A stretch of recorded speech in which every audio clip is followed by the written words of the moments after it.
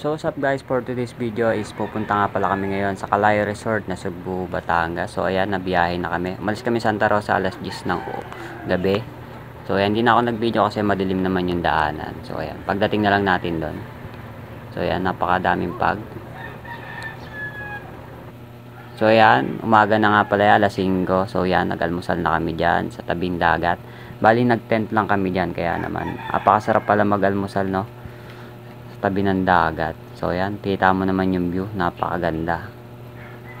So ayan, no. Bali din na kami natulog sa tent, no. Nakarating kami diyan is 3:30 ng madaling araw. So ayan, tamang kain muna tayo at kape. Siyempre, chill lang tayo. So ayan. So ayan nga pala ang aking asawa, ayan. Saka yung aking anak.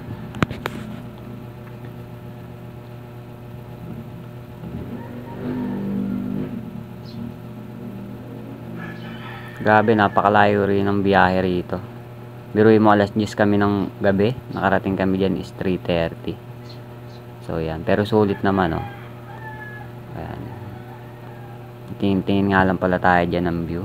Siyempre, kala mo naman no, bakasyonista, no, foreigner.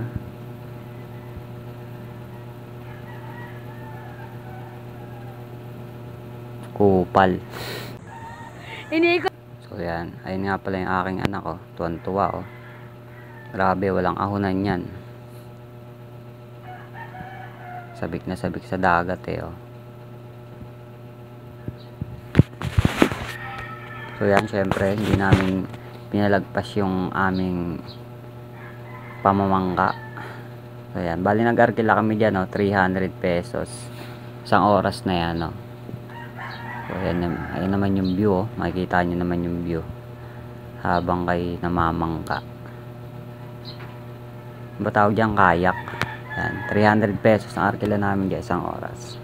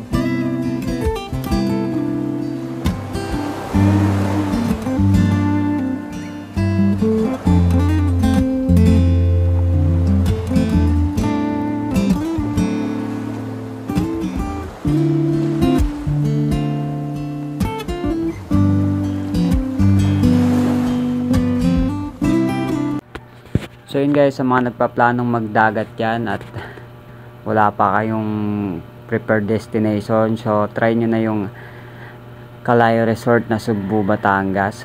Sulit na sulit. Ayan.